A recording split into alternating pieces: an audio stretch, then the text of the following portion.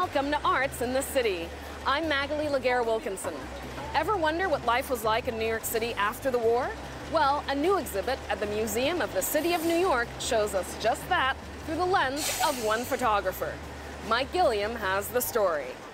After World War II, New York City was bursting with building and commerce, yet still had a sense of the old neighborhoods and community. Moving to the city from Detroit for the first time was Todd Webb, a novice photographer just discharged from the Navy. He fell in love with the city, particularly Manhattan, and captured its life and people over a period of 15 years. These stunning and evocative photos can now be seen in a new exhibit at the Museum of the City of New York called A City Scene, Todd Webb's Post-War New York, 1945 to 1960. I think as an outsider, he's has wider eyes. He's notices maybe things a little bit more. He's not become numb to the everyday. So things that people might necessarily just walk by, he pays very close attention to. The exhibition of nearly 135 photos is organized by the sections of the city Webb was photographing and how he moved through Manhattan. It starts with Welcome Home.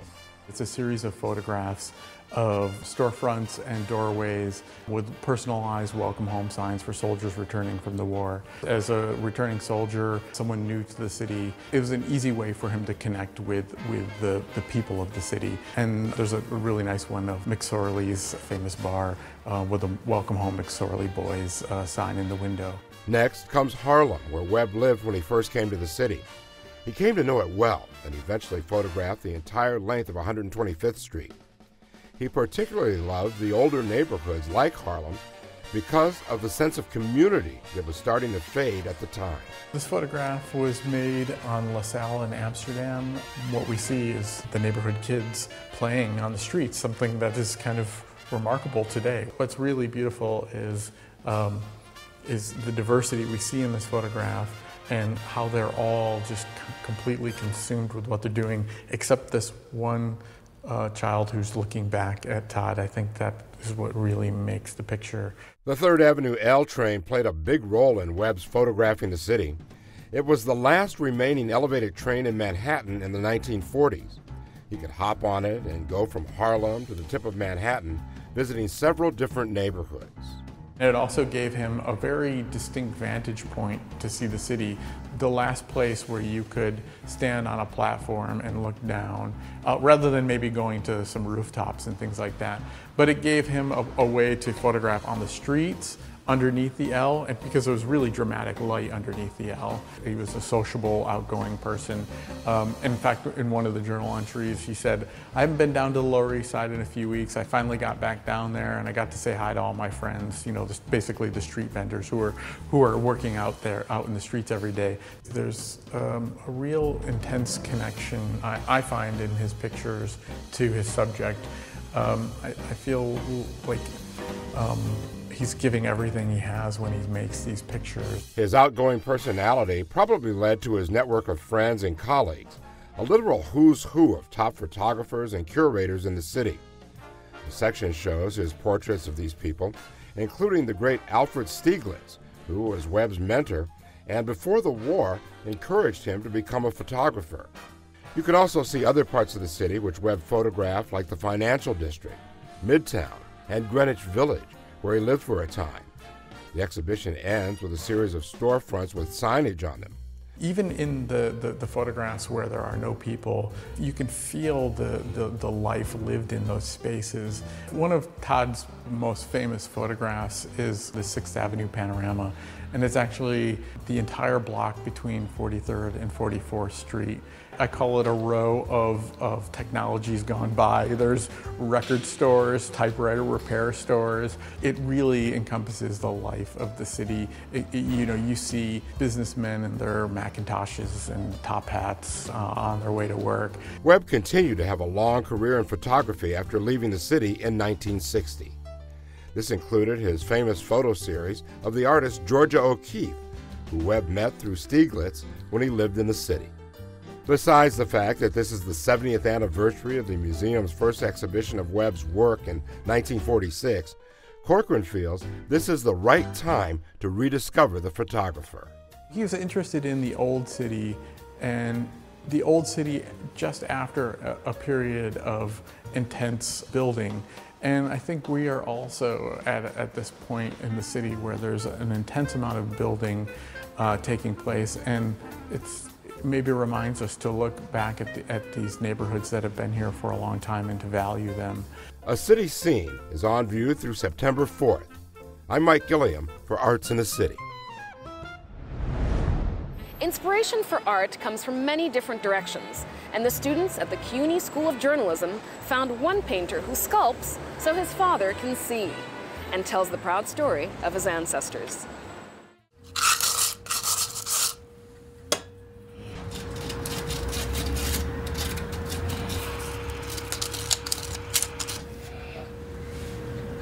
My name is Ronald Ritzie, and I am a Morristown born and raised artist.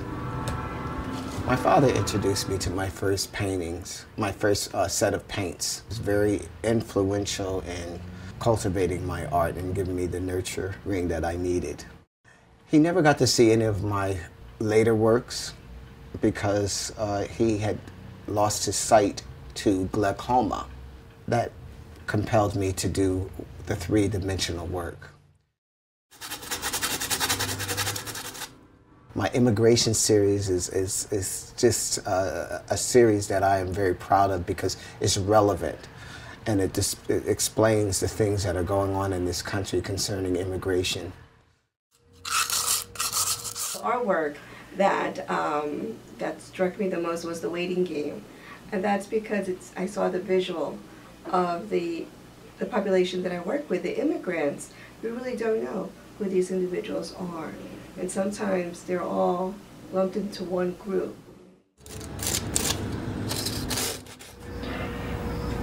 This inspiration for the immigration series was I read in the paper that the mayor at the time was issuing citations to different immigrants that's sitting out looking for day work. And he was going to deputize the police officers to be immigration officers. You know, here these people are just looking for work and trying to feed their families, and here they're going to be arrested during the day, and their families don't know whether they're going to come home or not.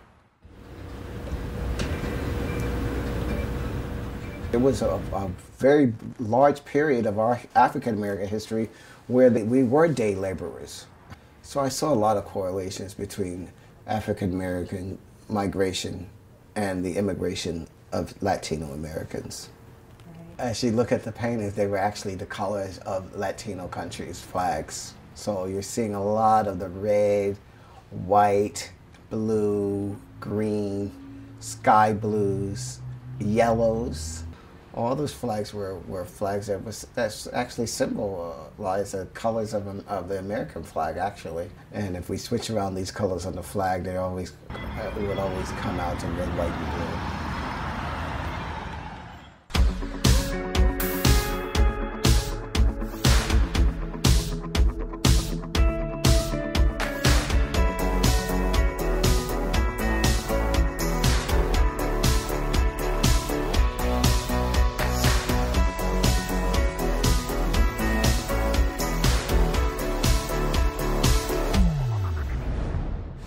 Lincoln Center Theater's landscape is the iconic posters. So who's behind them? You're about to find out. You've done how many now? Just about? I think I'm working on my 83rd. Your 83rd poster. James McMullan's posters are the first glimpse one gets before ever seeing a play or musical. In advance of any rehearsal, McMullan puts his imprint on what will be forever associated with the production. And getting a preview for inspiration? That's not part of his process. Do you go to the rehearsals at all, ever? No, never. No, it's all about reading. It's all about reading. Yeah.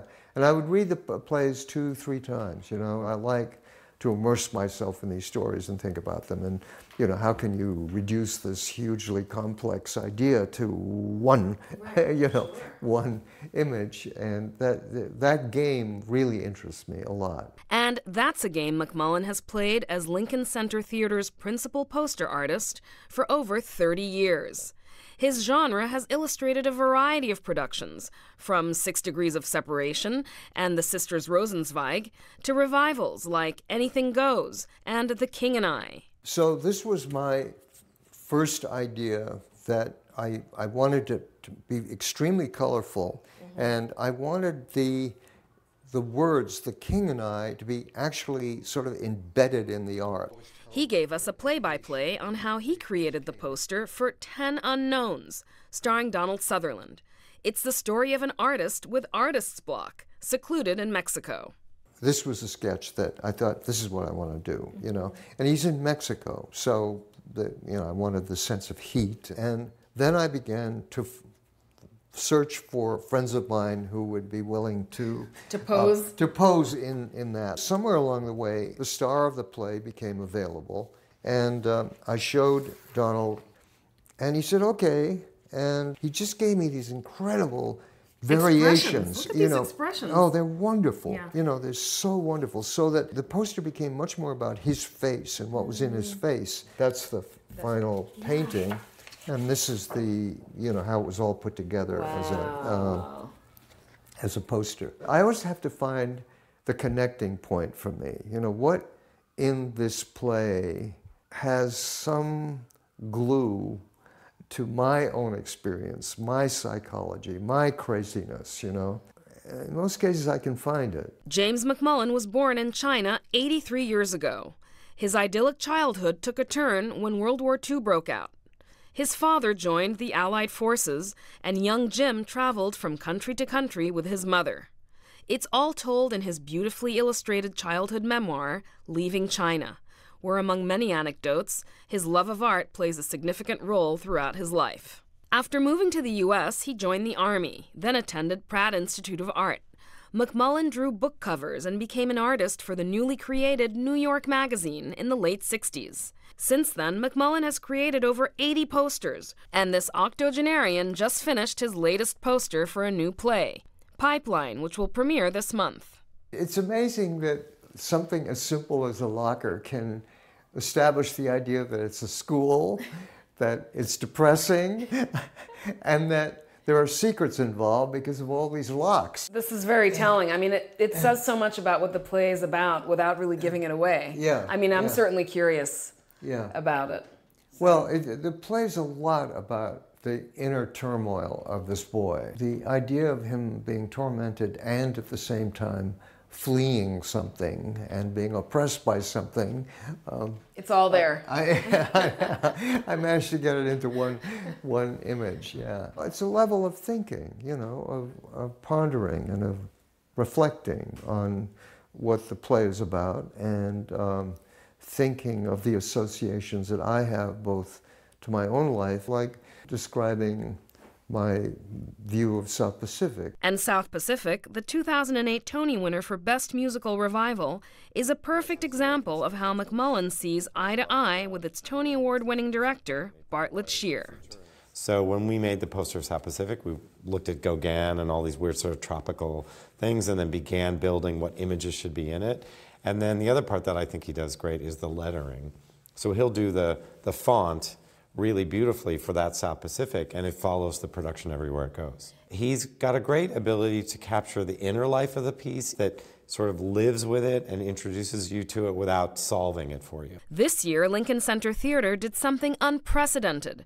It honored McMullan's work by creating a permanent exhibit of his original paintings for his posters in the lobby of the Vivian Beaumont Theater. So Jim, I mean, you've got this whole entire wall here dedicated to you. How does it feel to see an exhibit like this for you? Well, it's a huge history, and I think the way the art changes subtly so that it reflects, me getting older. What do you love most about what you do? What I love most is that it keeps me in the moment. It makes me feel alive. This inner thing of how exciting it is to invent things and to draw things and to paint things, that it never becomes sort of my job of work. It's always exciting to do that.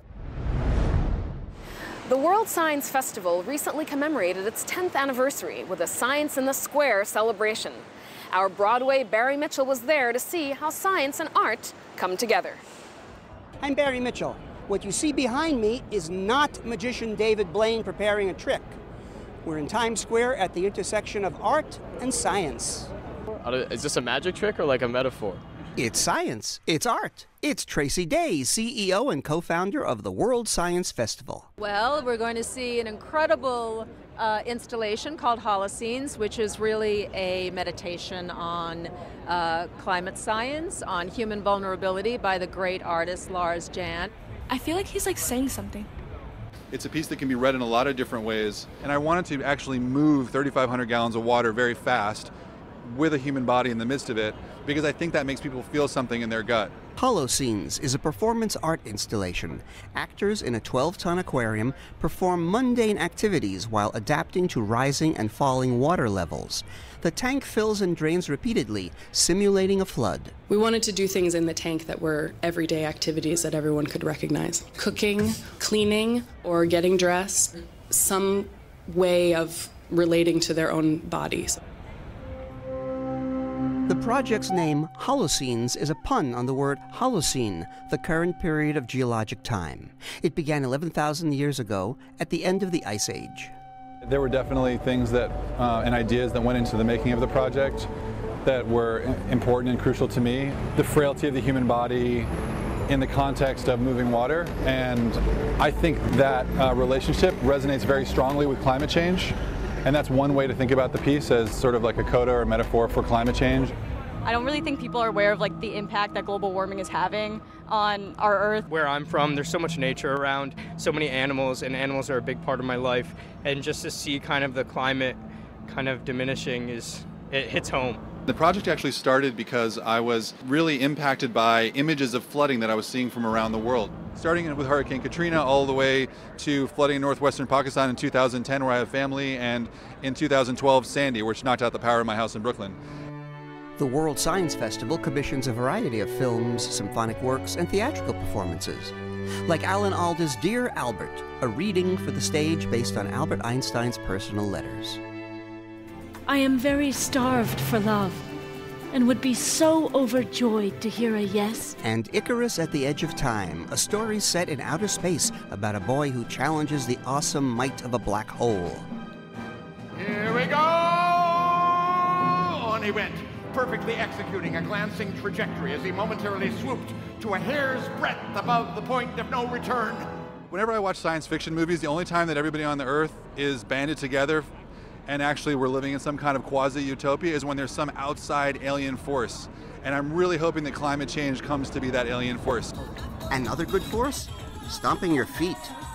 We're part of the Star Maker School, a dance school in Clinton, New Jersey. They have a light board over there, which actually, when you create movement on top of the board, electricity is made. That's an energy-generating dance floor. So you dance, and that kinesthetic energy creates electricity. We're going to be dancing on top of that light board, and then we're going to create as much electricity as we can.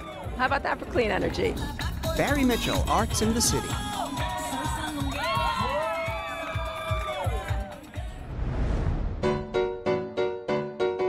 A warm welcome to each and all of you, lovers of New York City, its history, its architecture, and music. Gathered today to honor and celebrate the life and work of Maestro Leonard Bernstein. He lives in me. I am whatever I am because Lenny assisted in my soul. He's still there. And I thank you for letting me share this time to express my love, affection, gratitude, all of it for Leonard Bernstein. So thank you for that.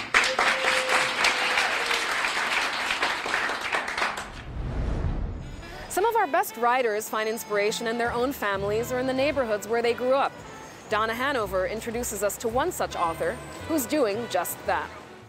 Sherman Yellen is a celebrated writer who received a Tony nomination for the 1970s musical The Rothschilds, and Emmys and a Peabody for The Addams Chronicles and An Early Frost. Now he's written a memoir about his family in Spotless: Memories of a New York Childhood.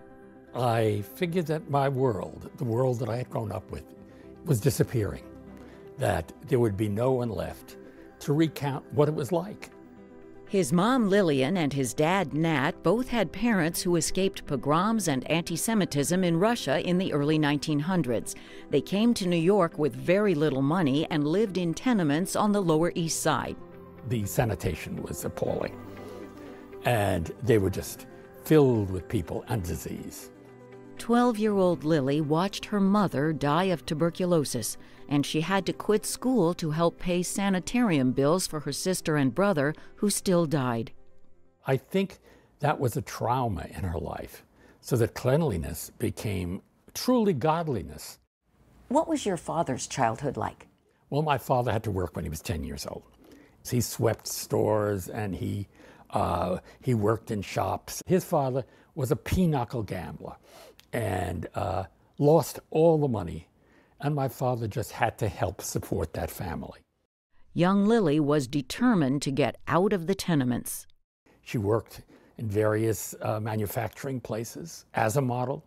But you said that she wasn't particularly proud of being a model. It was not the supermodel era that we have today, where every girl wants to be a model.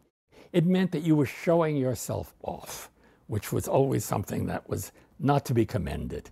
She was prouder of working in the stock rooms. Yes, she was. She was. Nat had big success in the garment trade. He and Lily married, and like many other lucky New Yorkers in the 1930s, moved to the clean air of the Bronx. Daughter Simone arrived, and then came Sherman, but always Lily worried. Lillian Yellen determined to quit the hospital at once. Nothing could keep her from taking me, her newborn, home to that haven of hygienic safety. You should know that the highest praise that my mother could give was spotless. How often as a child I would hear my mother commend a friend, a maid, a restaurant, a floor, a dress, a kitchen, a bathroom, a character, with that synonym for perfection, spotless. Your father was quite a salesman. Yes, he was. The sweaters that somebody ordered were coming in as purple, and they had ordered them in red. He would say, "This is the new French red." And his imagination was endless. And I think I inherited some of that from him in terms of being a writer. Sherman started his writing career after going to Bard College, where his roommate was Larry Hagman, who later earned fame as J.R. on TV's Dallas. In The Cherry Orchard, he played the student, and I played a impoverished billionaire. One Sherman story is that at the age of 4, on May 6, 1937, he was watching with his dad in Lakehurst, New Jersey, as the Hindenburg caught fire and crashed. And I remember the fire and the peeling away of the skin of the airship.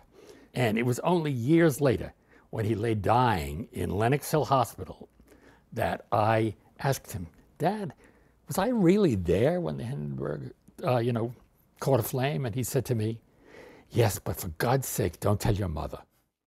Cheered on by his wife Joan, 2 sons, and eventually 3 granddaughters, Sherman has received kudos for projects as wide-ranging as Josephine Tonight, about Josephine Baker, Lucky in the Rain, Treasure Island, Strangers, December Fools, and many other TV programs and plays. The Rothschilds was a big challenge. The Rothschild was an attempt to make a musical about financiers. Not the easiest thing in the world to do, but I think we succeeded in it. Working with Bach and Harnick, who had just done Fiddler, was a great pleasure, a real joy. You're still friends with Sheldon Harnick. Indeed, we're very close friends. I consider him perhaps my closest friend. We work together. We're doing a revival of Rex, a musical we did with Richard Rodgers, and we have a musical called Rothschild and Sons. So, coming up soon for Sherman is the London production of Rothschild and Sons. I'm Donna Hanover for Arts in the City. Richard Phibbs views the world through the lens of his camera, and as an advocate for homeless pets, his insightful portraits can be viewed straight from his heart. Andrew Falzon explains.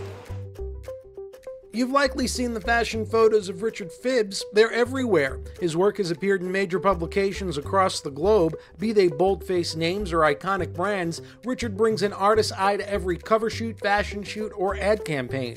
But there's another campaign that lives in the heart of Richard Phibbs. He's a passionate advocate for animal welfare and is dedicated to finding homes for as many shelter pets as possible.